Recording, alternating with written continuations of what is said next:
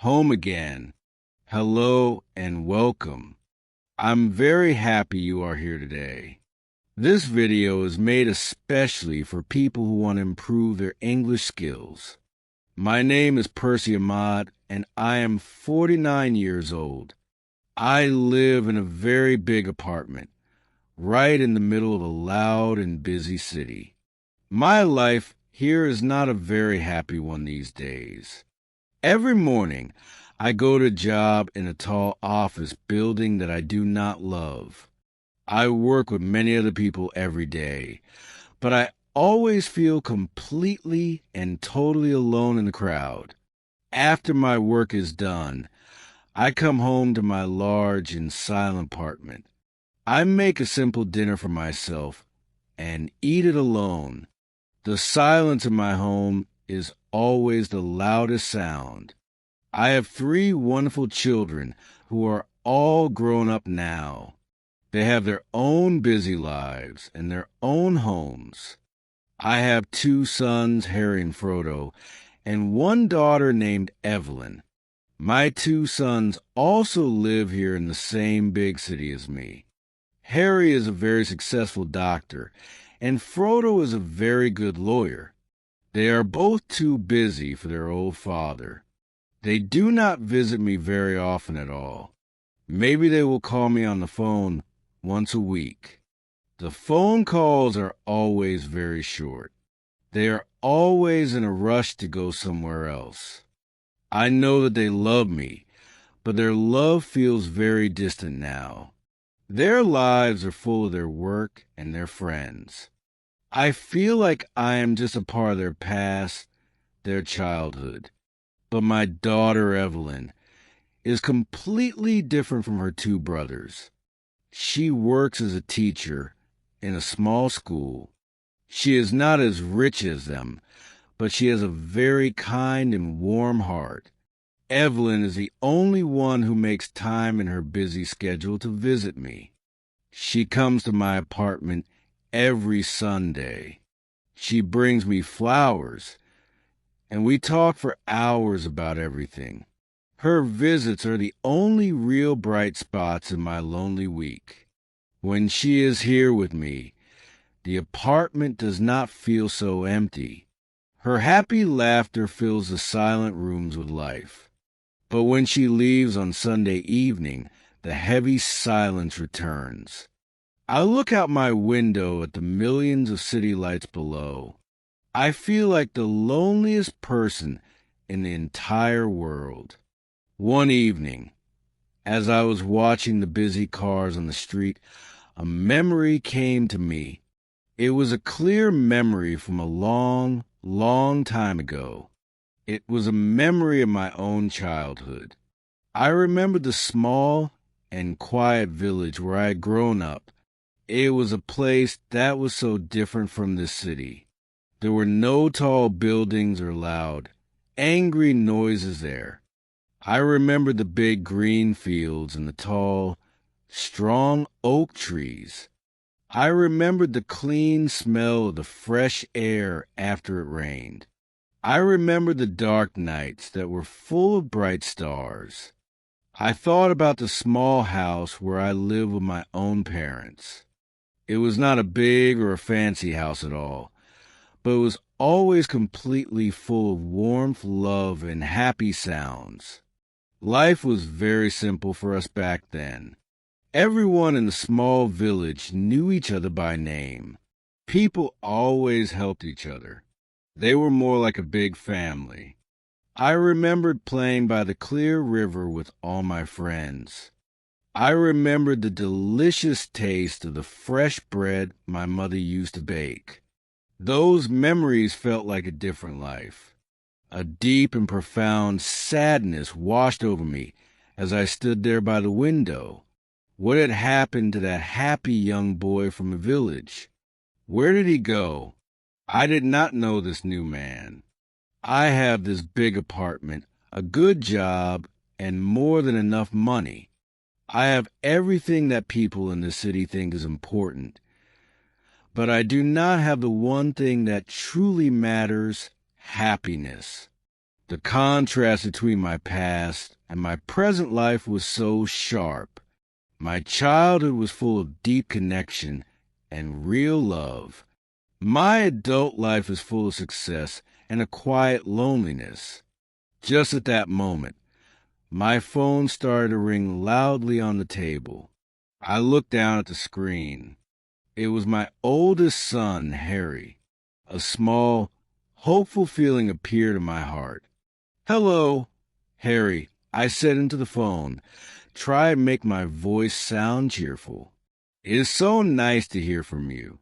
How are you doing, my son? Is everything okay?" "Hi, Dad, I'm good." "Listen, I can't talk for very long," he said very quickly. His voice rushed. "I just need to ask you if you can watch my dog for me this weekend." My small and fragile feeling of hope disappeared completely. He was not calling just to talk to his father. He was only calling because he needed a convenient favor from me. A familiar feeling of resignation washed over me. "Yes, Harry," I said into the phone, my voice sounding flat and tired. "Of course, I can watch your dog for you this weekend." "Great. Thanks, Dad. You're the best. I will drop him off tomorrow morning," he said. Then, before I could say another word, already hung up the phone. I stood there in the quiet room, holding the silent phone in my hand. I felt a deep and heavy tiredness in my soul. I was so tired of this lonely and empty life. I looked out the window at the busy, impersonal city one last time. I finally realized that I did not belong here anymore. This was not my real home. This was just a place I existed in. And in that very moment, I made a very important decision. It was a clear and strong decision that came directly from my heart. I knew what I had to do with my life. I was not going to spend the rest of my years in this cold and lonely place. I was not going to be just a convenient dog sitter for my busy and distant children anymore. I wanted to find that happy boy from the village once again. I wanted to feel the warm sun on my face. I wanted to breathe the fresh air. I wanted to feel peace in my heart. I knew that I deserved more than this empty existence. I deserved a chance to be truly happy again. I wanted to go back to the only place that ever felt like home. I was going to leave this big city for good. I was going to sell my large, empty apartment. I was going to quit the job that brought me no joy or satisfaction at all. I was going to return to the small village of my childhood. I did not know what I would find there now, but I knew it had to be better than this terrible emptiness. My decision felt like the first ray of warm sunshine after a long, dark night. For the first time in many, many years, I felt a real sense of hope for my own future. The very next morning, I woke up with a new and unfamiliar feeling inside me. The heavy weight of my deep sadness was finally gone. In its place, there was a quiet determination to change my life for the better. I did not waste any more time thinking about my decision. My first phone call that day was to a local real estate agent. I told her I wanted to sell my large apartment as quickly as possible. My second phone call was to my office, to my direct boss. I informed him that I was resigning from my position, effective immediately. Immediately, I felt a huge sense of relief after I said those final words to him. These simple actions felt incredibly powerful and liberating. For years, I had been a passive person in my own story. But now, I was finally the author again, writing a new and better chapter for myself. The next step in my plan was the hardest one of all. I had to tell my 3 children about my decision. I decided to call my daughter Evelyn first. I knew that she would understand me the most. When I told her my plan to move back to the village, she was quiet for a moment. Then she said, "Dad, if this will truly make you happy, then I am very happy for you. I will visit you." Her supportive words meant the entire world to me at that moment. Her unconditional love was my anchor in this big sea of change. Her understanding gave me the courage to call my sons. Their reaction to my news was very different from Evelyn's reaction. My sons, Harry and Frodo, were confused and even a little bit angry. They did not understand why I would leave my successful life. "But what about your important job, Dad?" Harry asked me on the phone. "Your whole life is here in this city. What will you possibly do in a small, boring village all day?" They were not thinking about my personal happiness at all. They were only thinking about the disruption to their own lives. Their reaction just confirmed that my decision was the right one for me. My large apartment sold much faster than I ever expected it to. I packed a few things that truly mattered to me. This included old photographs, my favorite books, and my father's old armchair. I left all of the expensive modern furniture behind for the new owners. Those things were just symbols of my lonely city life. I did not want them in my new chapter. I wanted simplicity. The day I drove out of the city was a beautiful and sunny day. It felt like the world was smiling down on my decision. I did not look back in my rearview mirror, not even once. After a few hours of driving, the tall city buildings were replaced by green trees. The loud, angry noise of the traffic was replaced by the quiet sound of the wind. I felt myself begin to relax. When I finally arrived back in my childhood village, it truly felt like I was coming home.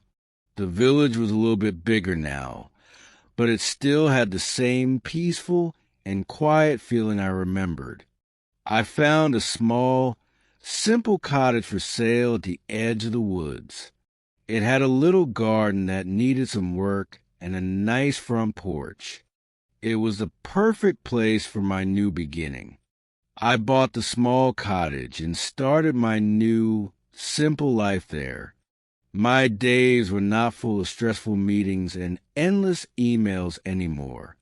They were full of quiet moments and simple, honest joys. I spent my mornings taking long, peaceful walks in the green fields. I would listen to the beautiful sound of the birds singing in the trees. I would watch the clouds move slowly across the big sky. Some of the older people still living in the village remembered me as a young boy. They greeted me with very warm smiles and kind words. I started to feel a sense of real community again. I was not lonely anymore. The silence here in the village was not an empty silence. It was a peaceful quiet, full of the gentle sounds of nature. It was a silence that healed my tired soul. My wonderful daughter, Evelyn, kept her promise to me. She made the long drive from the city to visit me almost every single weekend. Our special bond became even stronger than before. We would sit together on my new front porch and talk for hours.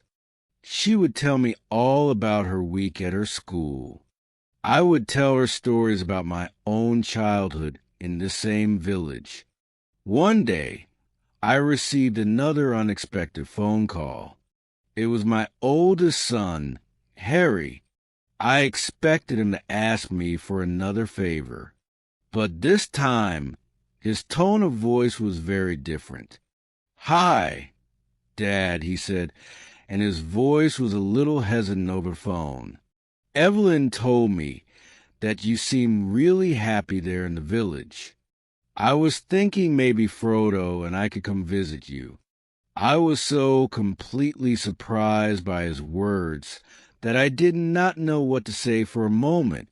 "Yes, Harry," I finally said, a happy smile forming on my lips. "I would like that very much." That weekend, my two sons came to my small cottage. They looked so out of place in their expensive city clothes. They looked around at the simple life that I had chosen for myself. We did not talk about anything too important that day. We just took a quiet walk down by the river. I showed them the old tree where I had carved my name as a boy so many years ago. They saw a different person in me that weekend. They saw a man who was calm, very relaxed, and genuinely happy. A man that they had not seen in a very, very long time. As they were getting ready to leave, Harry turned to me. "It is really good to see you smile like this again, Dad," he said. It was a small moment, but it was a sign of our healing. They started to visit me more often after that first trip, not because they needed something, but because they wanted to spend time with their father. The distance between us started to shrink. I am sitting on my porch right now as I tell you this story. The sun is warm on my face. My dog, the one Harry asked me to watch long ago, is sleeping at my feet. I decided to keep him. My life is not perfect, but it is very full now. It is full of peace, nature, and the love of my children. The real kind of love, the kind that shows up for you. I learned a very important lesson in my life. I learned that real success is not about what you have in your bank account. It is about the amount of joy you have in your heart. I had to leave a big, busy city to find my true self again. I had to get away from all the noise to finally hear my own voice. I had to come back home to remember what truly matters. It's a good way to practice English every day. Don't forget to like this video and subscribe to the channel for more stories.